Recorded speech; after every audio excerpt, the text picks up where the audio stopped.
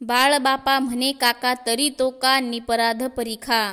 जैसा तैसा भाव गोड पुरवी कोड विठ्ठल। साकरेसी म्हणता धोंडा तरी का तोंडा न रुचे तुका म्हणे आरुष बोल नव्हे फोल आहाच। लहान मूल अज्ञानामुळे बापाला काका म्हणते, म्हणून तो बापाचे त्याच्यावरील प्रेम कमी होऊ देत नाही। भक्तही असाच प्रेमाने नामस्मरण करतो। नाम त्याने वेडेवाकडे जरी घेतले, कुठल्याही तालासुरात जरी घेतले तरी ते भगवंताला आवडतेच, फक्त ते पूर्ण श्रद्धेने घ्यायला हवे। खडी साखर दगड म्हणून जरी तोंडात घातली तरी गोडच लागणार आहे ना। त्याप्रमाणे देव कोणत्याही भक्ताची इच्छापूर्ती करतो। तुकाराम महाराज म्हणतात, भक्तिपूर्वक वेड्या वाकड्या शब्दात केलेले नामस्मरण कधीच वाया जात नाही।